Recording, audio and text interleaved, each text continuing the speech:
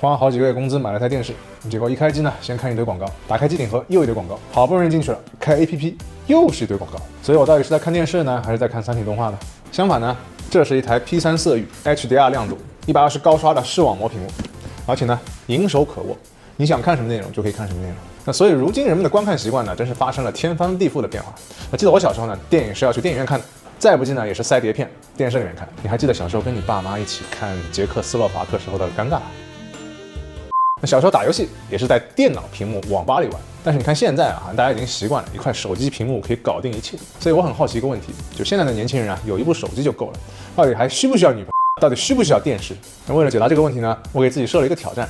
我尝试在1个礼拜之内，只把手机作为通信工具。那就算现在智能电视已经搭载了视频软件、网页，甚至是购物功能，但我还是尝试把这些娱乐化的行为全部投屏转移到电视上看，然后看一下自己的生活会发生什么样的改变。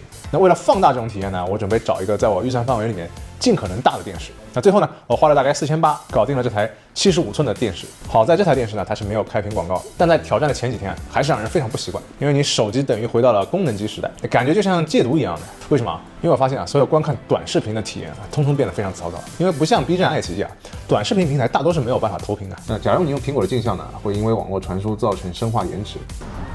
你看，全部都熄火了。口下留情，口下留情。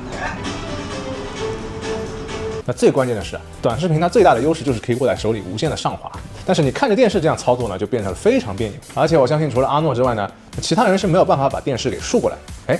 这就等于说回到了一个上古社会，横屏时代。那所以自然而然呢，我看了一下 APP 统计时间，那这周呢，我 B 站还有爱奇艺的使用时间呢几乎是翻倍的，而像抖音和小红书那使用时间大大减少。此外呢，那些你要竖过来看的内容，像朋友圈或者是淘宝购物，也是由于这个操作体验糟糕，那间接减少了你的使用时间。其次不仅仅是内容，你的观看习惯也会有非常大的改变。像我之前呢，常常是下班回到家，然后边吃东西边刷短视频、玩游戏，有时也会想，好像自己连看一部剧或者完整看一部电影的时间都没有了。然而你一旦强迫自己在电视上看内容之后呢，你会发现有很大的改变。比如我举个例子在大屏软件里看大部分长视频平台，相比投屏呢，影音体验更好，而且是没有弹幕了，你知道吗？我不是说弹幕不好，但是这样的的确确让你更加专注于内容，并且呢，由于手机实在是太好操作了，所以我看片子的时候呢，常常是暂停或者跳过，还有这个加速，那绝对是我们这个时代的一个特征。用了之后看似可以让你在单位时间内摄取更多的信息，但常常是看完之后觉得什么都没有看进去。但如果在电视上看片子，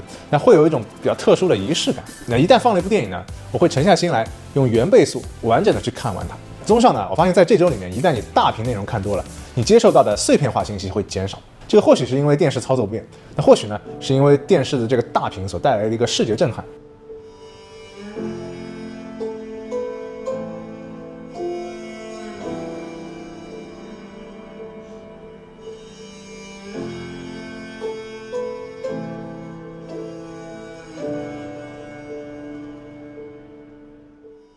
所以说大屏它对于影音体验的提升是非常明显。我这台呢是雷鸟的鹤6 Pro， 它的最高亮度可以达到800尼特，然后有100多个背光分区，那并且也采用了 P3 色域和感知环境光的杜比 IQ 技术，所以说你无论把它放在哪儿，开不开灯，它的色彩显示呢都是非常准确的。那接下来一点因为我发现鹤6 Pro 旁边有一个 4K 120赫兹，这个是 HDMI 2.1的接口，所以它完全可以插上电脑作为一个游戏屏幕。那我这周呢也尝试在一个75寸的屏幕上打游戏。那首先呢，大屏玩的游戏跟以前就不一样。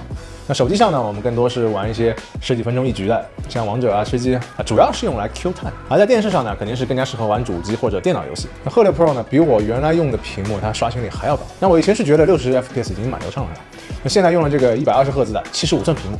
好了，感觉有点回不去了。甚至呢，它内部有一个加速功能，可以加速到240赫兹，这个真的是太流畅了。你可以看看这个拖影的对比。那你看我用无线的键盘和鼠标，那还是几乎感觉不到延迟的。那就是在这个240赫兹的模式下呢，那这个分辨率会降到1080p。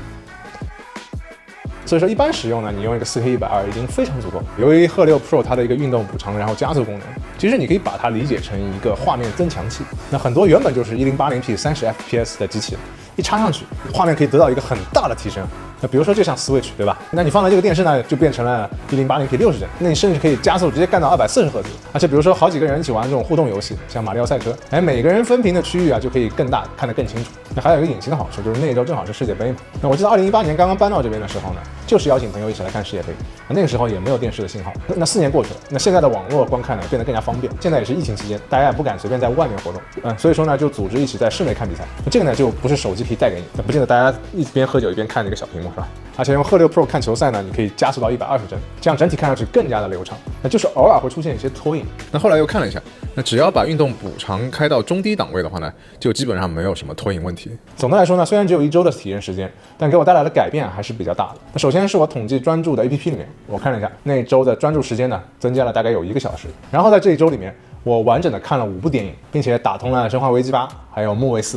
那我已经记不得上一次完整看5部电影花了多少时间了。那还有点让我比较意外啊，就是这个脖子的疼痛得到了一些缓解。那所以综上所述啊，回到一开始的那个问题，年轻人到底需要一台电视吗？那我的感受是，手机的小屏幕它不光是画面小，而是代表了一种更加碎片化、快节奏的生活方式。而且回顾这种小屏的生活，我发现呢，它确实会让你更加想要小而美的一个人过。一定程度上呢，是减少了我的社交，让我变得更加封闭了。而一台大电视能够带来的呢，其实也不仅仅是画面的提升，那更加像是一种慢节奏、沉浸式的完整体验。那此外呢，电视虽然说不能让你直接增加朋友，但是它至少可以给你的现实社交提供了基础设施的保障。所以虽然这个挑战只有1周啊，但我觉得还是蛮有意义的。那也希望现在习惯了什么东西都在手机上看的人，那可以偶尔也尝试一下这种不一样的大屏生活。OK， 那这就是本期的全部内容了。那我不知道大家是更加喜欢看手机还是看电视啊？如果觉得我这期讲的还不错的话呢，麻烦给我一个3连支持一下，这样会对我有很大的帮助。那就下期再见了，拜拜。